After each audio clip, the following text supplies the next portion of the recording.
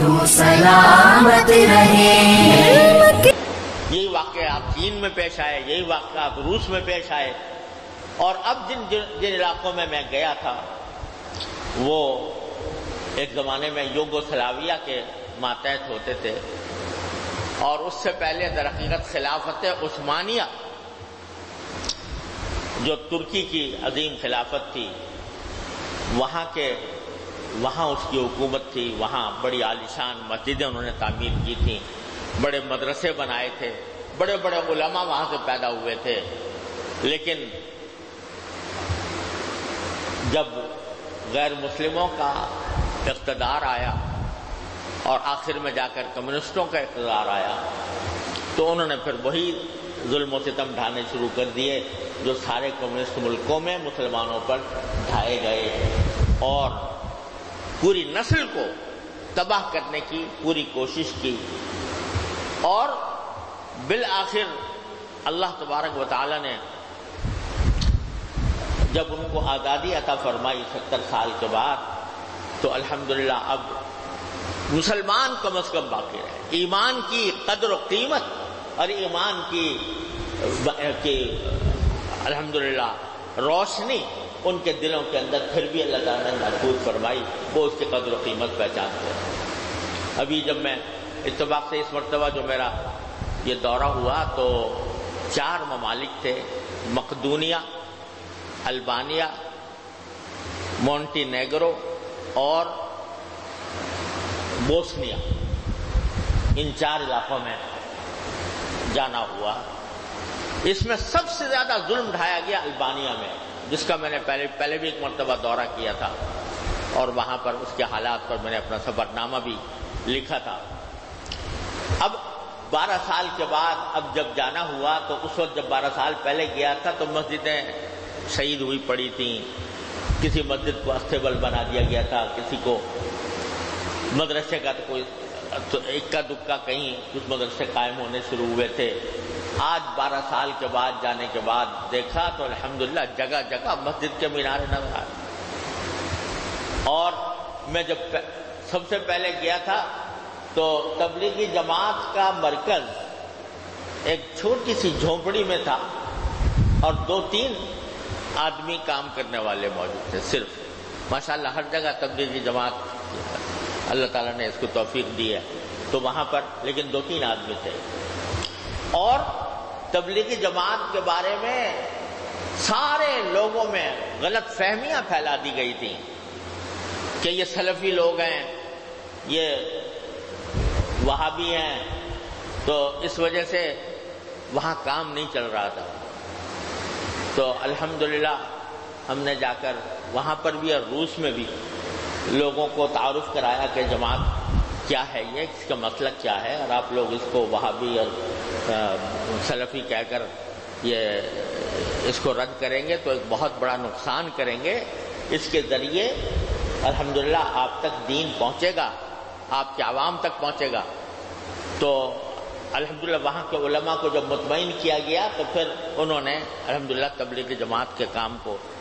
آگے بڑھانا شروع کیا۔ تو آج 12 سال کے بعد جب میں گیا تو ماشاءاللہ ایک بڑا تبلیغی مرکز قائم ہو گیا، اور صرف یہی نہیں ہو گیا بلکہ وہاں قائم کرنے میں برطانیہ کے جو تبلیغ کے امیر تھے حضرت حافظ پٹیل صاحب رحمۃ اللہ علیہ، انہوں نے اس کا سنگ بنیاد رکھا تھا۔ تو اس کے برابر والی سڑک کا نام بھی حافظ پٹیل روڈ رکھ دیا، کیونکہ انہوں نے یہاں پر یہ مرکز قائم کیا۔ پہلے تصور نہیں تھا، جب 12 سال کے پہلے گیا تھا تو لوگوں کے سامنے لوگوں کو بیان سننے کا کوئی تصور نہیں تھا۔ مسجدوں میں کچھ اعلان کر کے بیٹھ کے کچھ لوگوں کو بٹھا کے بات کرنی شروع کی تو 8-10 آدمی بیٹھ جاتے تھے بس۔ اب الحمدللہ ایک بڑی جماعت، مجمع بڑا، اللہ تعالیٰ نے وہاں کے لوگوں نے بھی اپنی داستانیں سنائیں جن کے اوپر یہ وقت گزرا تھا، اور اللہ تبارک و تعالیٰ کا فضل۔ اور چونکہ ہم لوگ باہر سے گئے تھے مسلمان، تو باہر کے مسلمانوں کو دیکھنے کے لیے ان کا والہانہ جذبہ، ان کی والہانہ محبت، ان کا والہانہ استقبال، اس انداز سے انہوں نے. پھر بوسنیا جانا ہوا تو بوسنیا کی آپ نے شاید سنا ہوگا 1992 سے لے کر 1995 تک ان کے اوپر زبردست ظلم کے پہاڑ توڑے گئے، کیونکہ جب یوگوسلاویہ ٹوٹا تو ہر ریاست نے اپنا آزادی کا اعلان کر دیا تھا. تو بوسنیا نے بھی مسلمان ریاست ہونے کی وجہ سے اعلان کر دیا کہ ہم آزاد ہیں. تو عیسائی سربوں نے ان کے اوپر حملہ کیا، اور ہم نے وہاں جا کر جو منظر دیکھا کہ سرائیوو شہر جو بوسنیا کا دارالحکومت ہے وہ 3 طرف سے بڑے بہت اونچے اونچے فلک بوس پہاڑوں میں گھرا ہوا، اور ایک طرف سے راستہ دوسری طرف جاتا ہے، تینوں طرف سے پہاڑوں میں گھرا ہوا. اور سربوں نے ان سارے پہاڑوں کے اوپر قبضہ کیا ہوا تھا. یوگوسلاویہ کی پرانی فوج بھی ان کا ساتھ دے رہی تھی. وہاں سے گولہ باری ہوتی تھی، اور یہ شہر کے لوگ جو ہیں ان کی عمارتیں تباہ ہو رہی تھی، ان کے بچے، ان کی عورتیں، ان کے مرد اس گولہ باری میں شہید ہو رہے تھے. تقریباً تب بتایا جاتا ہے کہ 1 لاکھ انسان شہید ہوا ہے اس گھر کے اندر اس جنگ کے دوران. تو وہاں جن لوگوں نے جنگ میں حصہ لیا تھا انہوں نے ہمیں داستانیں سنائیں جو خود موجود تھے کہ ہم اس حالت میں لڑ رہے تھے کہ وہ اوپر تھے، ہم نیچے تھے. اوپر والوں کی پوزیشن بہت اعلیٰ ہوتی ہے اور نیچے والے جو ہیں وہ شکار بنتے ہیں. ہمارے پاس اسلحہ کی کمی تھی، ہمارے پاس کھانے پینے کا سامان کا ختم ہو رہا تھا، فاقے گزر رہے تھے. ہمارے پاس ہسپتالوں میں دوائیں ختم ہو گئی تھی. ہمارے جو زخمی آتے تھے تو ایک شخص نے مجھے خود اپنا واقعہ بتایا کہ میں لڑائی لڑتا ہوا آ رہا تھا، میرے ٹانگ میں گولی لگی، ہسپتال گیا تو وہاں ہسپتال میں اس کے نکالنے کا انتظام نہیں تھا. تو میں نے بس یہ کہا کہ تم میرے ایسے ہی پٹی باندھ دو، اس کو پٹی باندھ کر، اور میں پٹی صرف باندھ کر، گولی اندر لگی ہوئی ہے، اسی حالت میں دوبارہ میں لڑنے چلا گیا. اور وہ کہتا تھا کہ اللہ تعالیٰ نے ہمیں عجیب و غریب مناظر دکھائے جنگ کے اندر، کہ وہ کہتے تھا کہ وہ میرے ساتھ پورے بوسنیا کے سفر میں رہا تو وہ کہتا تھا کہ